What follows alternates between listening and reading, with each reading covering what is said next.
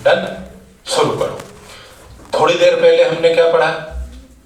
नहीं, जिसको जाना है वो जा सकता है, कोई बाउंडेशन नहीं किसी के साथ, है ना। थोड़ी देर पहले हमने बैलेंस शीट पढ़ी, वहां पर हेड सब हेड देखे। अब हमको पढ़ना है स्टेटमेंट ऑफ P&L। जैसे कंपनीज एक्ट ने बैलेंस शीट का फॉर्मेट देके रखा है, वैसे ही स्टेटमेंट ऑफ P&L का भी फॉर्मेट कंपनीज एक्ट ने देके रखा है कि इस हिसाब से बनाना है। अच्छा सर, हमने जो P&L अकाउंट बनाया था पहले 11th में, उसको भूल जाओ, क्योंकि वो सोल प्रोप्राइटर के लिए था, भूलना मत। सोल प्रोप्राइटर में अभी भी वही चलेगा। तुमने जो पार्टनरशिप में पढ़ा है वो पार्टनरशिप में काम आएगा, लेकिन जब भी बात कंपनी की होगी तो कंपनी के लिए हमेशा तुम्हें कंपनीज एक्ट के ही फॉर्मेट को फॉलो करना पड़ेगा। मेरे को डिस्ट्रैक्शन करोगे तो मैं डिस्ट्रैक्ट हो जाऊंगा और मेरा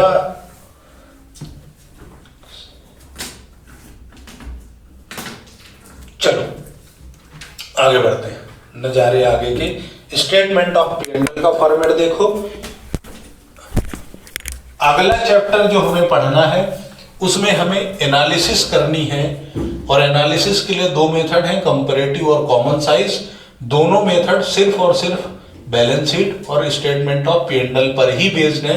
और जैसे यहां पर 4 नंबर का एक क्वेश्चन आता है, ऐसे ही वहां पर भी 4 नंबर का एक क्वेश्चन एग्जाम में आता ही आता है, गारंटीड आता ही आता है। यानी ये दोनों चैप्टर 8 नंबर के हैं, और दोनों ही 8 नंबर का बेस जो है वो क्या है? स्टेटमेंट ऑफ P&L और बैलेंस शीट का फॉर्मेट। दोनों फॉर्मेट ही बेस है, बाकी तुम्हारी मर्जी। फिर 20 नंबर का जो प्रोजेक्ट बनाना है वो भी इसी पर बेस्ड होता है। यानी टोटल वेटेज इन दो चैप्टर्स का कितना हो गया देखा जाए तो 28 नंबर का। बाकी तुम्हारी मर्जी। 70 में से 100 में से 28 नंबर 28% होते। तुम्हारे पास होने के लिए सिर्फ कितना और चाहिए? 5 नंबर, जो तुम्हारा उद्देश्य है। इससे ज्यादा तुम उम्मीद भी नहीं करते हो, है ना। कुछ तो नहीं करते, है ना। कुछ को तो यूं लगता है यार सर 40 तो बहुत होता है यार। हाँ, कुछ तो यूं बोलते हैं, किसी से पूछ लो ना कितने बने, बोले 85। अरे इतने में तो 2 बार पास हो जाते हैं। और थोड़ा सा अपने दोस्त को भी दे देते खेलने, तू भी आ जाए यार साथ में। हाँ, तो क्वेश्चन क्यों लिखना है? स्टेटमेंट ऑफ P&L का फॉर्मेट। स्टेटमेंट ऑफ P&L का फॉर्मेट देखो, फॉर्मेट याद कर लेना। मतलब आज का लेक्चर ये तुम्हारे 28 नंबर डिसाइड करते हैं।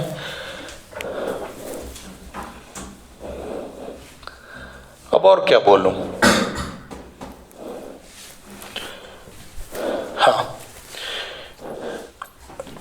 देख भाई, फॉर्मेट याद तो रहता है, पर ये फिक्स फॉर्मेट है ना। ऊपर नीचे भी नहीं करना है, जो जहां लिखा है उसको वहीं लिखना है। ऐसा क्यों? क्योंकि ऐसा सरकार ने लिख के दिया है, और जो सरकार ने लिख दिया उसको बदलने वाले आप और हम कौन है ना। बराबर है, अपन थोड़ी बदल सकते उसको। ठीक है, देखो सबसे पहले क्या आएगा? ये प्रीवियस ईयर और ये करंट ईयर, ये पर्टिकुलर। सर वो डेबिट क्रेडिट का क्या? कोई डेबिट क्रेडिट नहीं होता यहाँ पर यही होता है। सबसे पहला revenue from operation, REVENUE, revenue from operation. ठीक है, रेवेन्यू फ्रॉम ऑपरेशन पहला आइटम, 2 ही ईयर्स में लिख दो। सेकंड जो आइटम होता है वो क्या कहलाता है? अदर रेवेन्यू, अदर इनकम, अन्य आय, है ना। अन्य आय, रेवेन्यू फ्रॉम ऑपरेशन यानी जो आप काम कर रहे हो उसकी इनकम। टायर की दुकान है, टायर बेच के जो पैसा कमाते हो, टायर बेचने से जो रिसिप्ट होती है वो रेवेन्यू फ्रॉम ऑपरेशन कहलाएगी। मसाले बेचते हैं सर हम, तो मसाला बेचने से जो तुमको टोटल पैसा मिला है, एक्सपेंसेस माइनस नहीं करना है, जो तुम्हारी टोटल रिसिप्ट है वो कहलाएगी रेवेन्यू फ्रॉम ऑपरेशन। अच्छा सर, हम तो सर सीमेंट बेचते हैं। तो सीमेंट बेच लो भाई, तुम जो बेचते हो या मैन्युफैक्चरिंग करते हो, तो जो भी मैन्युफैक्चरिंग करते हो उसको बेच करके जो तुमको पैसा मिला है अभी उसमें से खर्चे माइनस नहीं करना है और वो कहलाएगा रेवेन्यू फ्रॉम ऑपरेशन। अच्छा सर, बहुत अच्छी बात है, मजा आया सर। तो इनकम, अदर इनकम का मतलब, जिसे तुमने अभी पहले बैलेंस शीट देखी उसमें देखा कि तुमने इन्वेस्टमेंट कर दिया, तुमने फिक्स डिपॉजिट कर दिया, वहां से तुमको ब्याज भी तो मिलता होगा, और वहां से यदि कुछ ब्याज मिला है, इंटरेस्ट मिला है, तो वो कहलाएगा अदर इनकम। और भी मान लो कुछ छोटे मोटे काम कर देते हो, क्योंकि आदमी बहुत टैलेंटेड होता है, उसको भगवान ने 2 हाथ दिए हैं, इसका सीधा सा मतलब है कि वो एक काम कर ही नहीं सकता, एक से ज्यादा ही करता है। क्यों सर, पाँव भी तो हैं 2, है ना। कोई भी आदमी एक ही बिजनेस में इन्वॉल्व नहीं होता, 2-4 आजू बाजू के साइड से वो पकड़ के ही रखता है, उसको मजा ही नहीं आता एक काम करने में। तो उन जो मेन एक्टिविटी है other than that main activity, यदि आपको कोई इनकम हो रही है तो कहलाती है अदर इनकम। अभी भी नहीं आया सर। स्कूल पढ़ा तुमने मार्च तक, मार्च में स्कूल बंद हो गया, शादी ब्याह का सीजन शुरू, स्कूल वालों ने ताबड़तोड़ अप्रैल मई जून 3 महीने भयंकर ग्राउंड जो था तुम्हारा, वो शादी ब्याह सम्मेलन फलाना ढिमकाना सबके लिए दिया, खूब पैसा छापा। अदर इनकम, वो अदर इनकम है। अच्छा सर, स्कूल की जो हमारी फीस रेवेन्यू फ्रॉम ऑपरेशन, ठीक है, क्लियर है। अब इससे बढ़िया एग्जांपल और क्या दूं? नहीं सर, और दे दूं, और ले लो। विराट कोहली क्रिकेट खेलता है, क्रिकेट से जो उसको पैसे मिलते हैं मैच फीस, वो रेवेन्यू फ्रॉम ऑपरेशन है। उसके 5-6 होटल हैं, बहुत इनकम है। सीधी सी बात है, उसका मेन काम क्या है? क्रिकेट खेलना। ठीक है, आगे बढ़े। और एक आध बहुत है सर, वो पीछे वाले तो सोच रहे छुट्टी कर, मोटे क्या कर क्या रहा है, पढ़ा रहा हूं यार, देख तो रहे हो, देखो। ठीक है, अब इन दोनों का टोटल कर लो,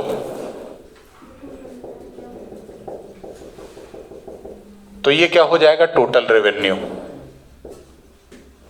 ठीक है, या टोटल जो लिखना है वो लिख देना, घबराना मत और टेंशन में मत लेना, मैं भी नहीं लेता ये। अब तीसरा आइटम, पैसे आने की बात कर ली, सिर्फ आएगा ही आएगा क्या? जाएगा भी तो सही, जो आया है वो जाएगा, है ना, यही सत्य है, दुनिया का दस्तूर है और यही नियम है। तो जो जाएगा उसको क्या बोलते हो? एक्सपेंसेस। एक्सपेंसेस लिख दो। अच्छा, एक्सपेंसेस में भी क्या, सबसे पहले क्या लिखोगे? Cost of material consumed. सबसे पहले क्या लिखोगे? Cost of material consumed. अच्छा सर, इसको भी बता ही दो लगे हाथ की, ये कॉस्ट ऑफ मटेरियल कंज्यूम्ड क्या है। तुम अगरबत्ती बनाते हो, बत्ती दे नहीं सकते थे तो तुम अगरबत्ती बनाने लग गए। तो अब क्या, अगरबत्ती बनाने के लिए तुमको क्या रॉ मटेरियल चाहिए? स्टिक, उसके बाद काला कोयला, उसके बाद फ्रेगनेंस के लिए क्या चाहिए? परफ्यूम चाहिए, है ना, बराबर है। अच्छा, काला कोयला जैसे आटा लगाते हो तो पानी डाल के गूंथते हो, ऐसे उस रॉ मटेरियल को गूंथने के लिए भी कोई लिक्विड आता है, पानी नहीं डलता उसमें, लिक्विड आता है ना। तो वो सारी चीजें क्या हो गई? Raw material. अच्छा सर, और भी समझाऊं कि हो गया? समझा दूं क्या? नहीं, चलो। तो कॉस्ट ऑफ मटेरियल कंज्यूम्ड, उसके बाद चेंज इन इन्वेंट्री। अच्छा, ऐसा नहीं लिखते sir, change in value of stock या फिर इन्वेंट्री। स्टॉक बोलो इन्वेंट्री बोलो एक ही बात है, स्टॉक बोलो या इन्वेंट्री बोलो एक ही बात है ना। हाँ, तो change in value of stock कैसे निकालोगे? Closing minus opening, closing inventory minus opening inventory, जो चेंज इन आया वो यहां लिखना है। ठीक है, उसके बाद चेंज इन इन्वेंट्री अच्छा, ये है स्टॉक इन ट्रेड। उसके बाद इन्वेंट्री दो तरह की होती है, नहीं 3 तरह की होती है। कैसे? एक रॉ मटेरियल की, एक फिनिश्ड गुड की, और एक WIP वर्क इन प्रोग्रेस की। अरे अगरबत्ती तो तुमने बना ली, अभी उसमें सेंट नहीं किया, सुखाने के लिए डाल दिया। पहले अगरबत्ती बनती है ना, है ना, वो मसाला जो होता है वो स्टिक में लगाने के बाद रख देते हैं सूखने के लिए। जब वो सूख जाती है उसके बाद उसमें सेंट डलता है, फिर पैक हो जाता है। तो सूखने के में जो अगरबत्ती पड़ी है वो क्या है? वर्क इन प्रोग्रेस, क्योंकि भी फिनिश नहीं हुई है, कंप्लीट नहीं हुआ है। सर ये मार्कर सिर्फ इतना है, वर्क इन प्रोग्रेस है, क्योंकि अभी ये ढक्कन के बिना जीवन अधूरा है। ठीक है, तो इनके स्टॉक भी, इनके सबके, भाई देखो मैन्युफैक्चरिंग यूनिट है तो वहाँ पर सिर्फ स्टॉक इन ट्रेड नहीं हो सकता, वहाँ पर ये तीनों चीज़ें होंगी, क्योंकि रॉ मटेरियल भी होगा, फिनिश्ड गुड भी होगा और वर्क इन प्रोग्रेस भी होगा। ठीक है, अच्छा सिला दिया सर, बुला के धोखा देने वाले। फिर आएगा employee benefit expenses. Employee benefit expenses मतलब एम्प्लॉय का सैलरी, उसका कमीशन, उसका वेजेस, ये सारी चीज़ें। अच्छा सर हमने जो वेजेस पढ़ा, सैलरी पढ़ी, वो उधर 11th में सब फोकट था क्या? नहीं, सोल प्रोप्राइटर के लिए था, ये कंपनी के लिए है। कंपनी में उसी चीज़ को यहाँ क्या बोला जाता है? Employee benefit expenses. ठीक है, बराबर है। ऐसे मत देखो यार, ऐसे लुक में क्या मजा नहीं आता है।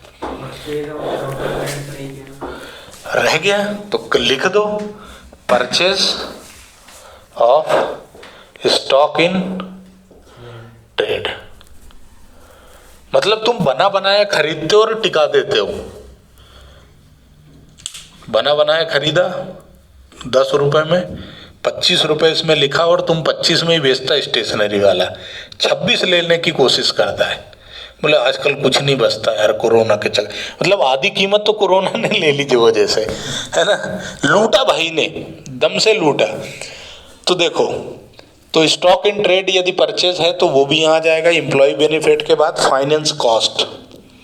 फाइनेंस कॉस्ट का क्या मतलब है?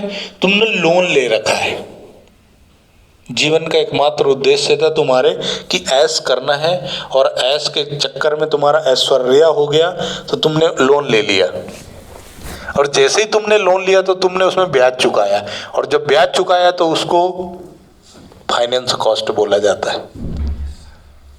ठीक है, लोन पर जो इंटरेस्ट वगैरह होता है वो फाइनेंस कॉस्ट में आता है।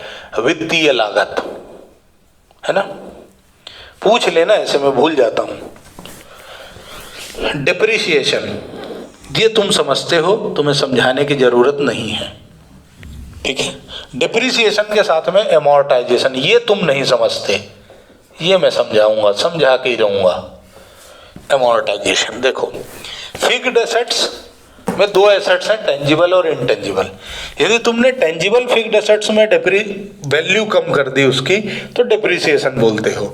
लेकिन यदि इनटेंजिबल एसेट है, मतलब गुडविल, पेटेंट, कॉपीराइट, ट्रेडमार्क, इन पर यदि वैल्यू कम कर दी तुमने, इनकी, इन पर डिप्रिसिएशन लगाया तो उसको डिप्रिसिएशन नहीं बोला जाता, उसको बोला जाता है अमोर्टाइजेशन। ठीक है, डिप्रिसिएशन ही वो बदला हुआ नाम है ना, है ना। जैसे बोलते हैं ना, पति है मेरे, सौहर है मेरे, ऐसा होता है ना। और एक तो बहुत खतरनाक वर्ड है, खसम है ना, ऐसा होता है ना। तो ये डिप्रिसिएशन, फिक्स्ड एसेट्स की वैल्यू कम हो गई टेंजिबल की तो डिप्रिसिएशन, इनटेंजिबल फिक्स्ड एसेट्स की वैल्यू कम हो गई तो एमोर्टाइजेशन। है डिप्रिसिएशन ही, पर उसका नाम खसम हो गया है, एमोर्टाइजेशन। आगे बढ़ो, अदर एक्सपेंस। अभी कुछ रह गया ना तो अदर लिख के और अपने पाप धो लो। अदर एक्सपेंस है, यहाँ पूर्ति नहीं हुई है ना, जगह कम पड़ गई। बड़ा बड़ा लिखता हूं ना मैं, खुद भी बहुत बड़ा हूं। चलो देखो, तो कंटिन्यूटी में यहां क्या आएगा? Total expense. टोटल एक्सपेंस, ये ए था, ये बी है। ठीक है, इसको माइनस करोगे तो क्या आएगा? ए में से बी माइनस कर दिया तो ये कहलाता है पीबीटी, प्रॉफिट बिफोर टैक्स। ये क्या कहलाता है? Profit before tax, PBT. इसमें से तुम क्या माइनस करते हो? टैक्स। तो क्या आता है? PAT, profit after tax. और यहां से तुम्हारा खत्म हो जाता है मामला। ठीक है, प्रॉफिट या लॉस यहां से आ जाता है। ये फॉर्मेट है और इस फॉर्मेट पर ही अगले 2 चैप्टर बेस्ड है। शुरुआत कर दें? करनी तो पड़ेगी यार, ऐसे ऐसे लुक मत दिया करो यार, है ना। बोले हम तुम्हारी इतनी हरकतों की वजह से सर आते नहीं है क्लास, है ना। तो जब आओगे ना तो मैं यही करूँगा, तुम रेगुलर आओ तो मैं क्लास रेगुलर छोड़ूंगा टाइम से, नहीं तो आई विल टेक रिवेंज। ये तुम्हारा फॉर्मेट है, देख लेना। कुछ इनके हम फॉर्मूले देख लेते हैं। ऐसा इन्होंने कहा है कि देख लो भाई, मान लो कभी दे ही दिए एग्जामिनर ने क्वेश्चन तो क्या करोगे। बुक में लिखे हैं फॉर्मेट तुम नोट करो। मैं ऐसा तुमको बिल्कुल प्रेशराइज नहीं करूंगा, ना ही बोलूंगा। हाँ, पर तुम याद कर लो ये मैं जरूर कहूंगा। तुम फॉर्मेट याद कर लो, ये मैं तुमसे जरूर निवेदन करूंगा, है ना। निवेदन कर सकता हूं मैं, रिक्वेस्ट। ठीक है, आगे बढ़ जाओ।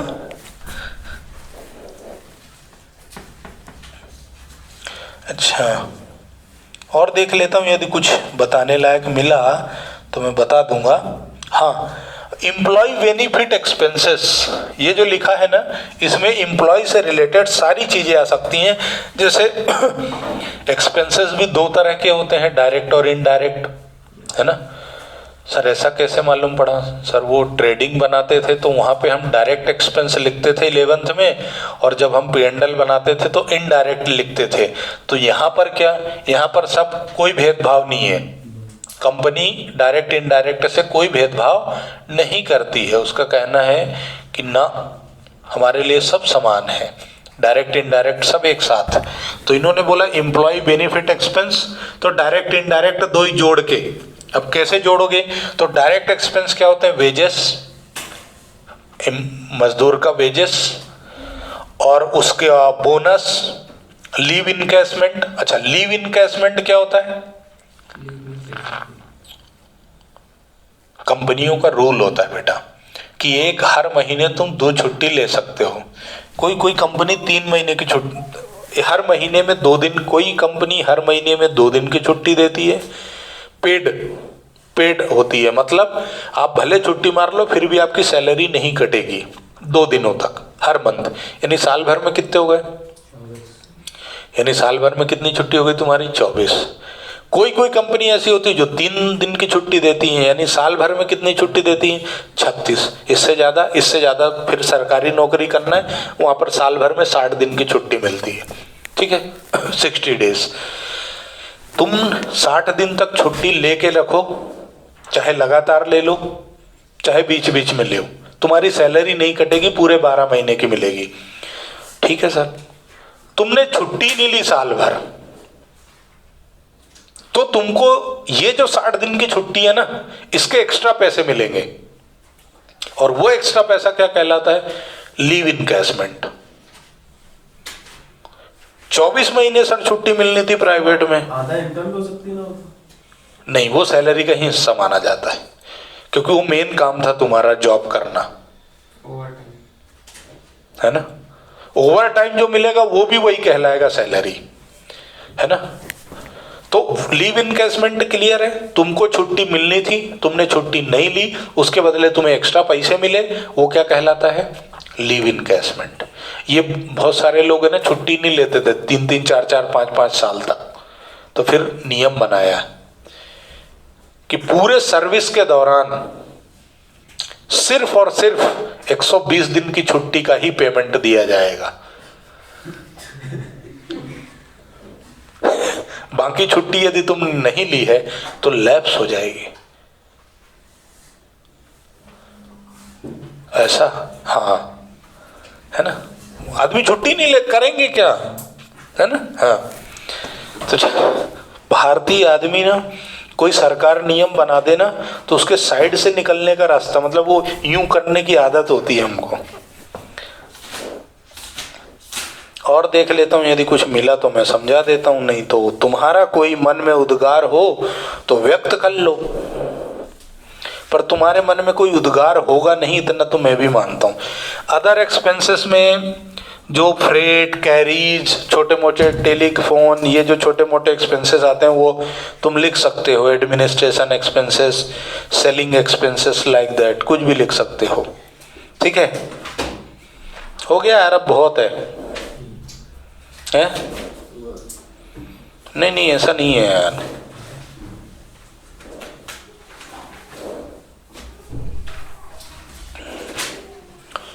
देख लेता हूँ, और कुछ हो तो डिस्कस कर लूँगा, नहीं तो कोई बात नहीं है। तो चलिए, यहाँ से फॉर्मेट का काम खत्म होता है, मेजर हेड सब हेड हो गए तुम्हारे। अब हम आगे बढ़ेंगे, है ना। तो एक्सपेंसेस मेजर हेड है और ये सब क्या है, सब हेड है। यानी तुम्हें उनने बोला कैरीज इनवर्ड, तो तुम क्या बोलोगे, मेजर हेड एक्सपेंस, सब हेड अदर एक्सपेंस। फिर उनने बोला वेजेस, तो तुम्हारा मेजर हेड एक्सपेंस और सब हेड क्या है, एम्प्लॉय बेनिफिट एक्सपेंसेस। फिर उनने बोला एमोर्टाइजेशन ऑफ गुडविल, क्या बोला उन्होंने, एमोर्टाइजेशन ऑफ गुडविल। तुमने लिखा head, major head expense amortisation, depreciation and amortisation, ये तुम्हारा सब हेड है। अच्छा, उन्होंने बोला interest on loan, major head क्या है, एक्सपेंस, और सब हेड क्या है, फाइनेंस कॉस्ट। फिर लिखा interest on loan given, interest on loan given, तो तुम्हारा मेजर हेड क्या है, इनकम। तुम्हारा मेजर हेड क्या है, यहां लिखना था मेरे को, मैंने लिखा नहीं। और सब हेड क्या है, अदर इनकम। उन्होंने बोला रिसिप्ट फ्रॉम सेल, तो मेजर हेड क्या है, इनकम, सब हेड क्या है, रेवेन्यू फ्रॉम ऑपरेशन। ठीक है, फॉर्मेट क्लियर है, कोई समस्या फॉर्मेट में नहीं, मेजर हेड सब हेड एक बार देख लेना। इसके बाद अब हमारा कल से शुरू होगा, आज हम नहीं पढ़ाऊंगा, छोड़ दूंगा, नहीं पाटीदार जी नाराज हो जाएंगे, और मैं ये चाहता नहीं हूं कि नाराज हो जाएं वो। कल से हम पढ़ेंगे एनालिसिस ऑफ फाइनेंशियल स्टेटमेंट। थोड़ा सा तुमसे निवेदन है कि ये फॉर्मेट देख के आना, एज इट इज फॉर्मेट हमको काम आएंगे तो थोड़ा सा आसान होगा और क्वेश्चन जल्दी हो जाएंगे। अदरवाइज तुम जैसा कहोगे हमारा क्या है। ठीक है, बहुत बहुत धन्यवाद तुम लोगों का, ऐसे ही आते रहो, मिलते रहो, दर्शन देते रहो, है ना। चलो, हाँ, धन्यवाद।